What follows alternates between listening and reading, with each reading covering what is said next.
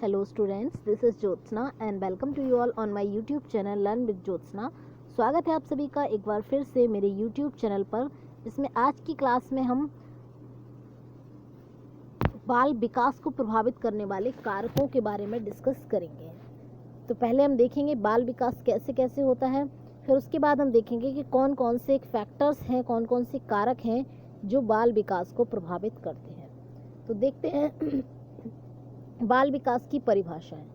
बाल विकास का बालक का विकास विभिन्न चरणों में और प्रक्रियाओं से होकर गुजरता है, जिसमें बालक शैशवावस्था, बाल्यावस्था, प्रौढ़ावस्था आदि विभिन्न प्रकार के चरणों से गुजरता हुआ अपने विकास की प्रक्रिया को पूर्ण करता है। अगर हम कहें बाल विकास, तो बाल विकास किसी एक अवस्था में नहीं होता है। ये जन्म से, यानी जन्म जब बच्चा लेता है शैशवावस्था से शुरू हो जाता है। इवन गर्भ धारण करने से ही बच्चे का विकास शुरू हो जाता है। गर्भ में जब वो होता है तब से उसका विकास शुरू हो जाता है और प्रौढ़ावस्था तक ये कंटिन्यू चलता रहता है। तो ये एक सीमित समय की, मतलब एक टाइम पीरियड में ख़त्म होने वाली चीज़ नहीं है, ये ज़िंदगी भर होता रहता है। विकास एक बहुत बड़ी टर्म है। इसमें विभिन्न विभिन्न परिभाषाएं, मोस्ट इम्पोर्टेंट दो मैंने यहाँ पे आपको याद करना है। पहली है फ्रॉइड के अनुसार बालक को अपने जीवन काल में जो कुछ भी बनना होता है वह प्रारंभिक 4-5 वर्षों में बन जाता है। मोस्ट इम्पॉर्टेंट एंड रिपीटेड, बहुत सारे एग्जामों में रिपीटेड है। तो बालक को सिगमंड फ्रॉइड कहते हैं कि बालक को जो कुछ भी बनना होता है वो 4-5 साल में बन जाता है। नेक्स्ट है क्रोकी कि जो बालक है वो 20वीं सदी का है। 20वीं सदी बालक की सदी है, यानी जो 20वीं सेंचुरी आएगी, 20th सेंचुरी आएगी, वो बालक की सदी होगी। हरलॉक का भी एक कथन है, बाल विकास में बालक का रूप, व्यवहार, रुचि, लक्षण आदि में होने वाले परिवर्तनों पर बल दिया जाता है, यानी परिवर्तनों का अध्ययन किया जाता है। आगे बढ़ते हैं, फैक्टर्स देखते हैं कौन कौन से बाल विकास को प्रभावित करते हैं। तो सबसे मेन फैक्टर है वंशानुक्रम और वातावरण। दो फैक्टर मोस्ट इम्पॉर्टेंट है, वंशानुक्रम और वातावरण। यानी बालक के माता पिता जैसे होंगे, उनके पूर्वज जैसे होंगे, एक पीढ़ी से दूसरी पीढ़ी तक उनके चीज़ें ट्रांसफ़र होंगी, उनके गुण ट्रांसफ़र होंगे। तो वंशानुक्रम भी बालक को बहुत प्रभावित करता है। जैसे उसके माता पिता होंगे, कई हद तक वो बच्चा वैसा ही होगा। ऐसे ही अगर हम बात करें वातावरण की, तो जैसा उसे वातावरण मिलेगा, अगर हम कहें ये प्रकृति और पोष्य विवाद है। कुछ लोग मानते हैं कि बच्चा जो है वो सिर्फ और सिर्फ वंशानुक्रम की वजह से है, कुछ लोग मानते हैं कि बच्चा जो है वो वातावरण की वजह से है। तो इन दोनों का गुणनफल है, ऐसा वुडवर्थ कहते हैं कि बालक जो कुछ है वो प्रकृति और वातावरण का गुणनफल है। तो इसी वजह से ये इसको हम कहेंगे नेचर और नर्चर डिस्प्यूट भी है, यानी कि प्रकृति और पोषण विवाद भी है ये। तो यहाँ पे कुछ लोगों ने वंशानुक्रम माना है, बालक जो कुछ है वो वंशानुक्रम को प्रमुखता दी है, कुछ लोगों ने वातावरण को। बुद्धि भी, पौष्टिक आहार, स्वास्थ्य भी, लिंग, ये सभी चीज़ें हम एक एक करके डिस्कस करेंगे जो बालक के विकास को प्रभावित करती हैं, चाहे डायरेक्टली हो चाहे इनडायरेक्टली। स्वास्थ्य भी, लिंग भी, खेलकूद, व्यायाम, चोट व रोग, आर्थिक स्थिति, प्रजातियाँ, ये सभी चीज़ें प्रभावित करेंगे। माता पिता हैं बालक के जो, वो भी प्रभावित करेंगे। बालक के रिश्तेदार, उसके घर के भीतर का वातावरण, बाहर का वातावरण, बालक किस समाज में रहता है वो वातावरण, शारीरिक विकास, आर्थिक स्थिति, मानसिक विकास, ये सभी चीज़ें बालक के विकास को प्रभावित करेंगी। तो पहला पॉइंट देख लेते हैं वंशानुक्रम। अनुवांशिक वंशानुगत गुणों का एक पीढ़ी से दूसरी पीढ़ी से स्थानांतरण वंशानुक्रम कहलाता है। अनुवांशिक गुण हैं, सब लोग जानते हैं, ग्रेगर जोहान मेंडल, जिन्हें अनुवांशिकी का पितामह कहा जाता है। मटर के पौधों पर इन्होंने 28,000 कुछ पौधों पर इन्होंने अपने प्रयोग किए हैं। तो इन्होंने ये निष्कर्ष निकाला है कि भाई एक पीढ़ी में जो गुण होंगे वो दूसरी पीढ़ी में भी ट्रांसफ़र होंगे, यानी स्थानांतरित होंगे। माता पिता वंशानुक्रम का प्रमुख योगदान। हम देखते हैं कि वंशानुक्रम में विभिन्नता का नियम प्रत्यागमन का नियम भी कहते हैं। वंशानुक्रम में एक विभिन्नता का नियम होता है। कई बार जैसे माता पिता होते हैं, बच्चे उससे भिन्न भी हो जाते हैं। लंबे माता पिता की लंबी संतानें होती हैं, लेकिन प्रत्यागमन के नियम के अनुसार लंबे माता पिता की संतानें छोटी भी होती हैं। तो एक प्रत्यागमन का नियम भी होता है ना। एक भिन्नता का नियम जिसको प्रत्यागमन का नियम भी कहते हैं, ये कहता है कि कई बार लंबे माता पिता की संतानें भी टिंगी हो जाती हैं। तो प्रत्यागमन का अर्थ होता है उल्टा।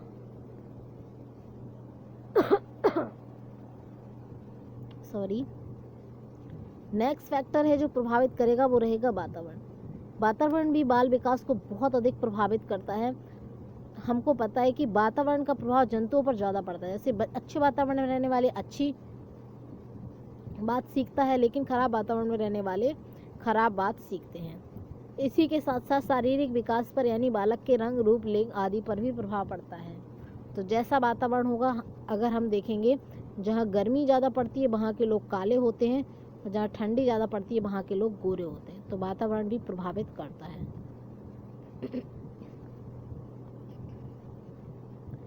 नेक्स्ट है आपका बालक के घर का वातावरण। तो बालक के घर का वातावरण कैसा है? ये बालक के विकास में बहुत अधिक योगदान देता है। अर्थात बालक का घर का वातावरण जैसा होगा, बालक की नींव भी उसी तरह की पड़ती है, और संपूर्ण व्यक्तित्व पर इसका प्रभाव भी बहुत ज़्यादा पड़ता है। मतलब जैसी फैमिली से बच्चा रहेगा, उसकी हरकतें भी वैसी रहेंगी, उसकी आदतें भी वैसी रहेगी, उसकी सोच भी वैसी रहेगी, उसके गुण भी जो उसमें होंगी वो सब भी वैसे ही रहेगा। माता पिता का देखिए, माता पिता बहुत हद तक बच्चे को प्रभावित करते हैं। जैसे माता पिता कहते नहीं, जैसे माता पिता की वैसी संतान है। तो सर्वप्रथम ऐसा भी कहा गया क्योंकि बालक में जैसे माता पिता होंगे वैसे ही उनका बच्चा होगा। जैसा माता पिता का व्यवहार होगा घर के अंदर, जैसा उनका व्यवहार होगा बालक के प्रति, जैसी उनकी भाषा होगी माता पिता की, जैसी उनकी शिक्षा होगी, जैसा उनका देखने का नज़रिया होगा स्वयं के प्रति और दूसरों के प्रति, जैसी उनकी आर्थिक स्थिति होगी, वही सब बच्चे को भी प्रभावित करेगी, उसके व्यक्तित्व को भी प्रभावित करेगी। वैसा ही बच्चा बन जाएगा जैसे उसका माता पिता होंगे। अब घर का अंदर बाहर का वातावरण भी प्रभावित करता है। घर के अंदर तो माता पिता परिजन हो गए, घर के बाहर का वातावरण है। बालक के विकास में बालक को घर के अंदर अथवा घर के बाहर किस प्रकार का वातावरण मिल रहा है, ये भी अपने आप में महत्वपूर्ण होता है। यदि बालक को घर में सही वातावरण मिल रहा है किंतु घर के बाहर सही वातावरण नहीं मिल रहा है, तो असर बालक के विकास पर पड़ेगा। यानी घर के बाहर का वातावरण अच्छा नहीं है, जो उसके दोस्त हैं, सहपाठी हैं, जिनके साथ वो अतिरिक्त समय अपना बिताता है, तो अगर उनका वातावरण ठीक नहीं है, कई बार आपने सुना भी होगा ये गाली बक रहा है बच्चा तो बाहर अपने दोस्तों से सीख के आया है, इस तरीके की चीज़ें आपने कभी सुनी भी होंगी व्यवहारिक जीवन में। तो बच्चा जो कुछ करता है वो उस पर उसके दोस्तों आदि का भी, उसके सहपाठियों आदि का भी प्रभाव पड़ता है। नेक्स्ट है बुद्धि। बाल विकास को बुद्धि भी प्रभावित करती है। देखिए, बच्चे का समायोजन हुआ, निर्णय हुआ, नैतिक बातों का निर्धारण हुआ, ये निर्धारण सब बुद्धि से किया जाता है। कौन बालक कितना बुद्धिमान है, जिन बालकों की बुद्धि जितनी अच्छी होगी उनका आकलन करते हैं कि वह बालक उतना ही अच्छा मानसिक रूप से स्ट्रांग होगा। बालक अपने परिवार समाज को अपने से समायोजित करता है, उसका उस पर प्रभाव पड़ता है और वह सीखता है। तो बुद्धि भी उसकी अच्छी होगी, तभी हम कहेंगे कि भाई इसका विकास हो सकता है। मंद बुद्धि है तो उसका क्या विकास होगा। नेक्स्ट पॉइंट है पौष्टिक आहार। अगर खाने पीने अच्छे से नहीं मिल रहा, बच्चे को बैलेंस डाइट नहीं मिल रहा, प्रॉपर मात्रा में विटामिन नहीं मिल रहा है, मिनरल्स नहीं मिल रहे, तो बच्चे का विकास नहीं हो पाएगा। वो शारीरिक रूप से कमज़ोर रहेगा, और शारीरिक रूप से कमज़ोर है अगर तो अन्य क्षेत्रों में भी अच्छा प्रदर्शन नहीं कर पाएगा, और अंततः वह अपने आप को फेल महसूस करेगा, उसका विकास नहीं हो पाएगा। तो ये भी प्रभावित करेगा, स्वास्थ्य भी प्रभावित करेगा। अगर किसी बच्चे की तबीयत ठीक नहीं है, उसको बुखार चढ़ा है या किसी गंभीर बीमारी ने घेर रखा है, तो ना वो पढ़ पाएगा, ना वो ढंग से व्यायाम कर पाएगा, ना वो प्रॉपर खाना खाएगा, तो उसका पूरा विकास उससे प्रभावित होगा। तो स्वस्थ होना भी बच्चे के लिए बहुत ज़रूरी है, क्योंकि स्वस्थ शरीर में ही स्वस्थ मस्तिष्क निवास करता है। आगे बढ़ते हैं लिंग। देखिए, ऐसा बिल्कुल नहीं है कि लड़कियां पढ़ सकती हैं और लड़के नहीं पढ़ सकते हैं, लड़कों का विकास अच्छा होता है और लड़कियों का विकास नहीं होता है। बल्कि ऐसा कहा गया है मनोविज्ञान में कि इनके विकास की गति अलग अलग होती है।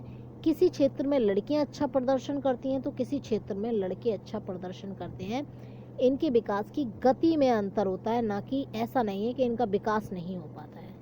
तो लिंग भी प्रभावित करता है कि भाई लड़कों का विकास किसी क्षेत्र में जल्दी हो जाता है, किन्हीं क्षेत्रों में लड़कियों का विकास जल्दी हो जाता है। तो ये बात है। नेक्स्ट, खेल और व्यायाम।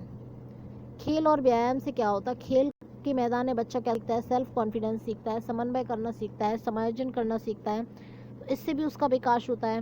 व्यायाम है, व्यायाम से क्या होता है?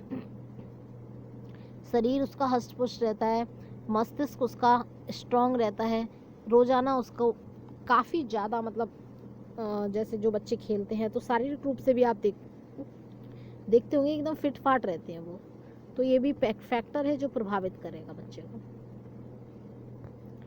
नेक्स्ट पॉइंट है भयंकर चोट व रोग। मान लीजिए किसी बच्चे को कोई दुर्घटना का शिकार हुआ, कभी किसी जगह ऐसे अंग भंग हो गया, उसको कहीं इस तरीके से लग गई है कि वो बच्चा, उसका प्रभाव पड़ रहा है कि वो बच्चा भाई आगे कुछ कर नहीं पा रहा है। मान लीजिए उसका एक पैर ही टूट गया या किसी का कट गई, उंगली कट गई, तो बेचारा वो उस क्षेत्र में पिछड़ जाएगा। ऐसी चीज़ें वो ज़्यादा अच्छे से नहीं कर पाएगा जिनकी वजह से वो क्या है, अपंग है या फिर कोई दिक्कत है उसे शरीर से, तो उसका विकास क्या होगा? थम जाएगा। नेक्स्ट है आर्थिक स्थिति। तो भाई आर्थिक स्थिति बहुत ज़्यादा प्रभावित करती है। अगर जिन जिन बच्चों के घर में अच्छा खान पान होगा, पैसे की कमी नहीं होगी, सब सुख सुविधाएं होंगी, वो बच्चे अलग दिखेंगे। और जिन बच्चों के पास गरीबी होगी, 2 वक्त की रोटियां ही नहीं होंगी, ऐसी दिक्कतें होंगी, तो वो बच्चे बेचारे हर क्षेत्र में पिछड़े रह जाएंगे, क्योंकि वो उन सब चीज़ों से पिछड़ गए जो एक मतलब सामान्य लोगों के पास होता है। तो अगर खाने को नहीं मिलेगा तो शारीरिक विकास नहीं होगा, सब जगह जाने को नहीं मिलेगा तो उनका मतलब मस्तिष्क डेवलप नहीं हो पाएगा, चीज़ें सीख नहीं पाएंगे, अनुभव नहीं ले पाएंगे, तो ये सब चीज़ें। प्रजातियां देखिए, जैसे मान लीजिए कोई लोग बच्चे हैं जो रिमोट एरिया में रह रहे हैं, ऐसे एरिया में जहाँ पर स्कूल ही नहीं है, जहाँ पर टीचर ही नहीं है, जहाँ पर दूर दूर साधन नहीं है कि भाई कैसे जाए स्कूल, अगर है भी 2-4 किलोमीटर दूरी पे, तो ऐसी स्थिति में ये लोग क्या करते हैं? ये पिछड़ जाते हैं। इनमें हालांकि कुछ लोग ऐसे भी होते हैं जो क्या कहते हैं, जो दूसरे लोगों के जैसा बनना ही नहीं चाहते। सरकार भी खूब प्रयास कर रही है, कुछ जनजातियों के लिए खूब सरकार प्रयास कर रही है, लेकिन फिर भी वो शारीरिक रूप से, मानसिक रूप से, आकार में काफ़ी ज़्यादा अलग हैं। उनको नहीं सुधारा जा सकता है, उन्हें अपनी ज़िंदगी ही पसंद होती है, वो हम जैसे लोगों को पसंद नहीं करते हैं। वो विकास नहीं, मतलब अपने आप को विकास करने के लिए वो तैयार ही नहीं है, सरकार कितने भी प्रयत्न कर ले। तो ये प्रजातियां भी हैं, ये भी प्रभावित करेंगी। कुछ सामाजिक फैक्टर्स देख लीजिए जो प्रभावित करेंगे किसको? बाल विकास को। जैसे विद्यालय का वातावरण हुआ आपका, एनवायरनमेंट ऑफ द स्कूल। विद्यालय का वातावरण भी सामाजिक विज्ञान विकास को प्रभावित करता है। यदि विद्यालय का वातावरण मधुर है तो बालक का सामाजिक संतोषजनक ढंग का, मान लीजिए कोई टीचर है जो मतलब खूब चिल्लाता है, बच्चे को डांटता मारता पीटता है, तो बच्चे का भी वैसे ही मतलब नज़रिया हो जाएगा, बच्चा भी वैसे ही चिड़चिड़ा हो जाएगा, भागने लगेगा, बचने लगेगा, तो इससे भी उसका प्रभावित होगा उसका विकास। जनतांत्रिक सिद्धांतों पर चलने वाले विद्यालय में बालकों का सामाजिक विकास संतोष ढंग से होता है। जनतांत्रिक in the sense democratic schools जो होते हैं, जिनमें बच्चे को केंद्र में रखा जाए। भाई सिखाने तो आप बच्चे को आए हैं, और सब कुछ किसका करना है? बच्चे को सिखाना है, बच्चे को डेवलप करना है, आपको नहीं। तो सिस्टम सारा बच्चे के लिए बनाया गया है। तो ऐसी स्थिति में क्या होना चाहिए? ऐसी स्थिति में ये होना चाहिए कि भाई बच्चे को केंद्र में रखकर ही सभी चीज़ें डेवलप की जाए या सभी चीज़ें अप्लाई की जाए, तो विकास भी संतोषजनक होगा।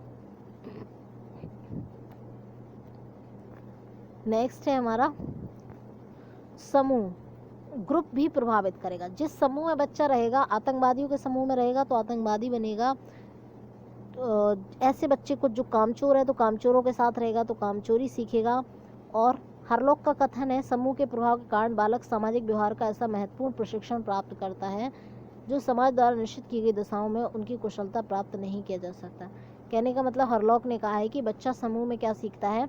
सामाजिक व्यवहार का प्रशिक्षण लेता है कि हमें समाज में कैसा व्यवहार करना है, हमें समाज में अंततः कैसे एडजस्टमेंट करना है, कैसे समायोजन करना है, कैसे हमें सामंजस्य बैठाना है। तो ये चीज़ें बच्चा सीखता है कहाँ से?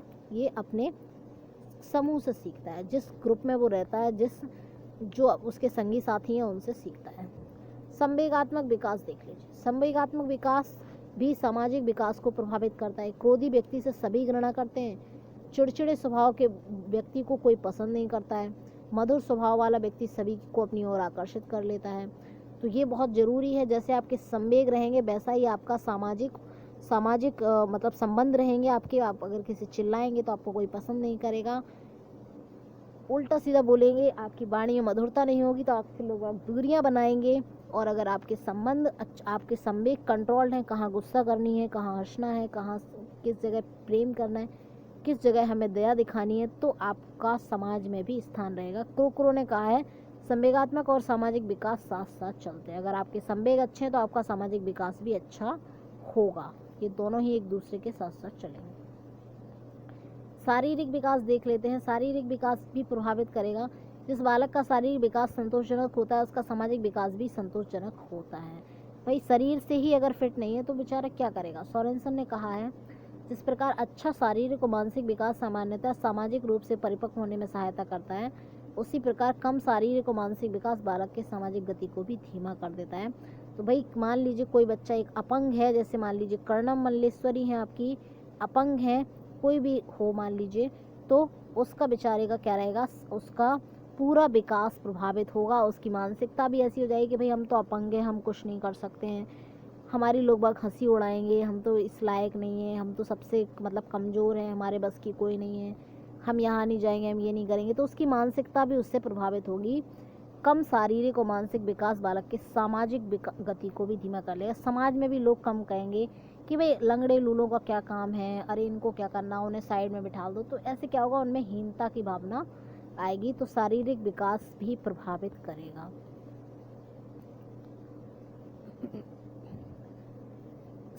शिक्षक का मानसिक स्वास्थ्य, mental health of the teacher, यानी शिक्षक अगर मानसिक रूप से स्वस्थ नहीं है तो वो भी बच्चे को प्रभावित करेगा। अगर शिक्षक किसी टेंशनों में फंसा हुआ है, या फिर वो उसका मन पढ़ाने में है ही नहीं है, या फिर वो क्या है, वो खुद अपनी किसी उलझन में फंसा हुआ है, तो इससे क्या होगा, इससे बच्चे का विकास प्रभावित होगा। क्योंकि वो पढ़ाने में के दिमाग से आया ही नहीं है, वो अपनी टेंशन में फंसा हुआ है। तो शिक्षक का मानसिक स्वास्थ्य भी प्रभावित करेगा बालकों को, बिल्कुल इम्पोर्टेंट है। नेक्स्ट है विद्यालय की क्रियाकलाप, एक्टिविटीज़ ऑफ द स्कूल। तो स्कूल में जो एक्टिविटीज़ हो रही हैं उनसे भी बच्चे का विकास होगा। कोई स्कूल्स में केवल रट लो, लर्न कर लो, लिख दो, बस पास कर दिया, नंबर आ गए, 100 80 90 तक नंबर आ गए। लेकिन वही बच्चा जब सब एक्टिविटीज़ में पार्टिसिपेट करेगा तो वो वहाँ पे मतलब कहें तो थम जाएगा उसका विकास। वहाँ पे वो कुछ बेहतर परफॉर्मेंस नहीं कर पाएगा, निष्पादन नहीं कर पाएगा। तो क्रियाकलाप में भी बच्चे को इन्वॉल्व करवाना चाहिए ताकि उसका सर्वांगीण विकास हो सके। शैक्षिक भ्रमण, खेल कूद, ये सब चीज़ें भी बच्चे के विकास को प्रभावित करेंगी, उसका सर्वांगीण विकास करेंगी। संवेगात्मक विकास को प्रभावित करने वाले फैक्टर्स, परिपक्वता रहेगी। जब तक आप मैच्योर नहीं हैं, बचपन में आप रोते थे, पर आज आपके साथ कितना भी बुरा हो जाए लेकिन रोते आपको शर्म आती है, आप रोते नहीं हैं, आप कहते हैं कि भाई हम रोएंगे नहीं, हमारी हंसी उड़ेगी। तो जब आप परिपक्व हो जाएंगे तो आपके संवेग भी क्या हो जाएंगे, संवेगात्मक विकास भी आपका हो जाएगा। पहले आप हंस देते थे किसी की डेथ पर, छोटे बच्चे थे जब, आपको दिमाग नहीं था, लेकिन अब अगर किसी की डेथ होती तो आप हंसते नहीं हैं, क्योंकि आप परिपक्व हो चुके हैं, अब आप मैच्योर्ड हो चुके हैं, अब आप ऐसी चीज़ें नहीं करेंगे। सॉरी। संगी साथी यानी उसके जो दोस्त हैं, बच्चे के पीयर्स हैं, सहपाठी हैं। संवेगात्मक व्यवहार अनुकरण द्वारा सीखा जाता है। भाई जैसे लोगों के साथ रहेगा बच्चा वैसे ही गुस्सैल हो जाएगा। साथ ही कहावत है, संगत का असर पड़ता है, जैसी संगत वैसी रंगत। ऐसा कहा भी गया है कि जैसे उसके संगी साथी दोस्त होंगे तो वो उस बच्चे को बहुत हद तक प्रभावित करेंगे। तो ऐसा भी है कि जैसा उसके संगी साथी होंगे वैसा ही उसके संवेग भी रहेंगे, ये चीज़ें भी उसको प्रभावित करेंगी, संगी साथी मित्र सहपाठी सभी। तो ये थे फैक्टर्स जो बाल विकास को प्रभावित करते हैं। मोस्ट इम्पॉर्टेंट क्लास है ये यूपी टेट के लिए और सुपर टेट के लिए भी। क्लास आपको कैसी लगी बताएं ज़रा कमेंट सेक्शन में, और अगर ये क्लास आपको अच्छी लगी है तो कमेंट करके ज़रूर बताइएगा। धन्यवाद आप सभी का क्लास देखने के लिए।